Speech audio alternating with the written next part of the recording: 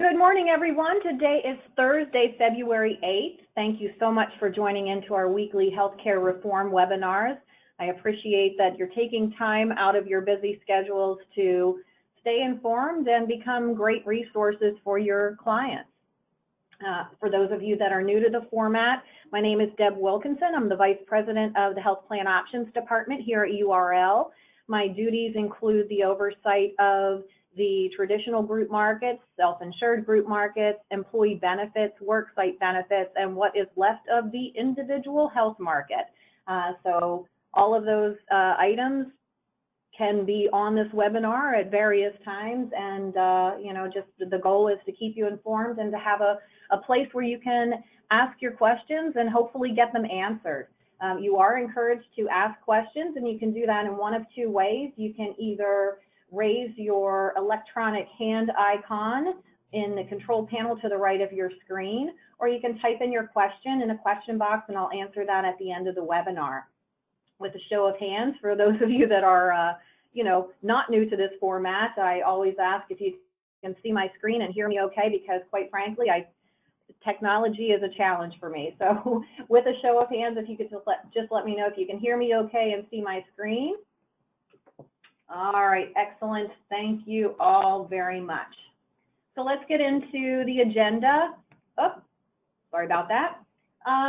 So we talked a little bit about this last week in the news, the Berkshire Hathaway, Amazon, and JP Chase merger specific to health insurance, providing health insurance to their U.S. employees, and I believe the number was about 800,000. Of course, that caused a dip in some of the health insurance, stocks, and I think it's just a large amount of people currently in a traditional market, insured with an insurer, and I think the market and the insurers are probably worried that this platform could be duplicated, and of course they'd be out of the loop as well on those programs.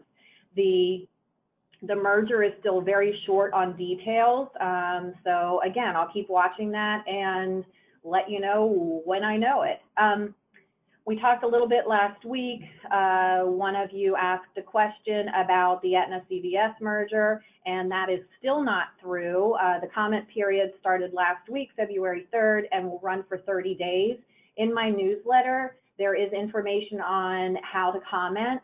And if you feel so inclined, then please check out my newsletter, which will come out about 10 o'clock today, and make a comment. And, if you feel strongly one way or the other. We talked also about the Pennsylvania Congressional District Maps, that the PA Supreme Court struck down the new maps, the new maps that were in place, or are in place, and requires lawmakers to draw up new maps by tomorrow, and Governor Wolfe would have to approve them by next Thursday. So we'll see where that's going. There's still a lot of scuttlebutt at the state level about these very issues. So again, I'm not sure how it will turn out, but we will keep watching it. 9 states so far are considering laws that would require their residents to purchase health insurance. As you know, the president and his tax law eliminated the individual tax penalty for 2019.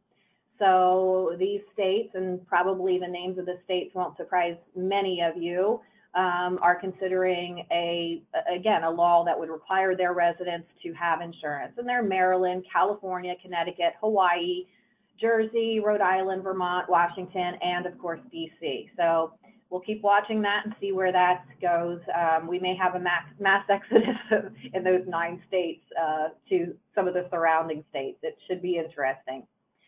Senate budget bill, if you've watched the news last night and this morning yet, you did see that the Senate bill was approved. That does move to the House. That includes an additional 4-year funding for CHIP, so that's a total of 10 years funding for CHIP. That's important to most everyone. And the removal of the Medical Advisory Board.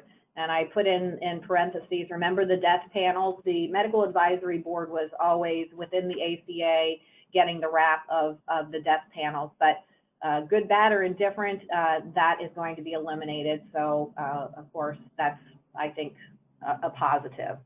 There's also some information about reworked Congressional GOP bills. Alexander Murray bill would appropriate cost-sharing reduction payments to the insurers, and then the Collins-Nelson bill would give insurers an additional $10 billion in federal funding for risk mitigation. So again, we'll keep watching that, but that could be pretty interesting on those developments.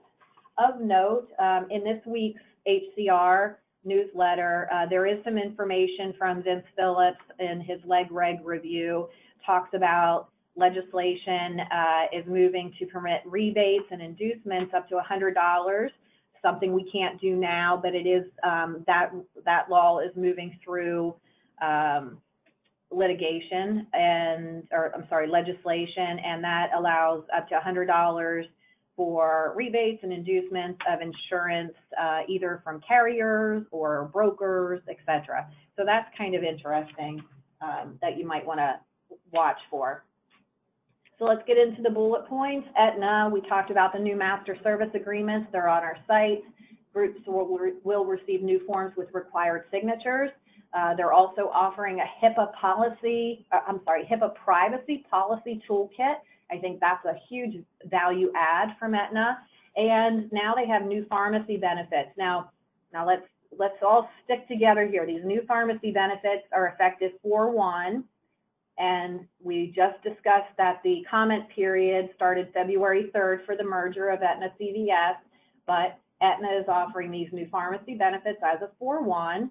They can get, with their new maintenance choice benefit, it allows members to get their 31 to 90-day supply of prescriptions from a CVS pharmacy, and then additionally vaccinations at no cost through their AFA pharmacy benefit can get, again, those vaccinations at any one of the 63,000 retail stores. So they are offering Aetna benefits, value adds, but the comment period is still running. So still a huge value.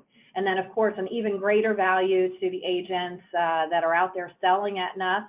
The AFA, they're doing a bonus of $50 per employee that was running the end of last year. It's extended for new AFA groups with 5 to 50 lives from 2/1 effective dates through January 1st, 2019 effective dates. That's a huge benefit. Right now, they're very competitive. It does have to be the right group, though, because keep in mind they are self-insured, and it could get a bit precarious. Might not be the best route for a smaller group. But again, the only way you can find out is to quote it and review those rates and coverage in comparison to a more traditional fully insured program. So again, go out and earn that bonus. Capital Blue Cross, don't forget their new BOR forms are combined with eGEMS access. That is a huge time saver, not only for you as agents servicing your group clients, but it's a huge time saver for us to help support and administer your groups. If you have a term or addition, these things are so much easier to process if we have eGEMS access, and I think you'd find it the same way. So just be mindful of that. Also wanted to talk about training opportunities. Last week we had our guest speaker, Steve Clemens, talk about some life opportunities, and I want to keep that going. We are going to have a guest speaker in March and talk a little bit about some opportunities outside of the health market. But again, training opportunities that I think are important for the folks on this call. February 20th, 10 to 11, there is a webinar, and it's on PACE and PACENet. It's a one-on-one webinar run by the Medicare Offerings Department, and it's product driven and try to understand those programs. There's another one, as Steve mentioned last week on our webinar, they're doing, First Monday webinars on final expense. Again, those final expense life plans go so hand in hand with your Medicare folks that I think anyone on this call that focuses on the Medicare market or even, offers Medicare would probably find that March 5th webinar very helpful for identifying opportunities. So that is March 5th from 10 to 10:30 for the final expense first Monday webinar. All of that information is on our homepage. You can go into our homepage under Aries and look for events and register. Or if you have any questions and you want to register, can't find it on our site, then shoot me an email and I'm happy to send you the link. For those of you that are selling or have sold our pro-life plan through Philadelphia American, New Era did put out a new website, and you're encouraged to go on there and play around with it so that you understand where everything is. So that's it. That brings us up to the open forum. I did just in our handout, I did put a chart that I think is pretty easy to follow for the 1095. And I just put that in there because I think a lot of us may have questions on who's doing what, who's on first and who's on second, right? Okay, so while you are formulating your questions, just a reminder, next webinar is next Thursday, February 15th at 9:30, same place, same time. So let's see if we have any questions. We have no questions today. That is either very good or very bad, and I'll take it as good today. As always, I appreciate you all taking your time to join into our webinars, stay informed. I'm sure that your clients appreciate it as well. Pardon me, with everything changing so quickly, I certainly applaud you for taking the time to stay informed. As always, I thank you for joining in, and I wish you a great balance of the week and a wonderful weekend. Bye-bye.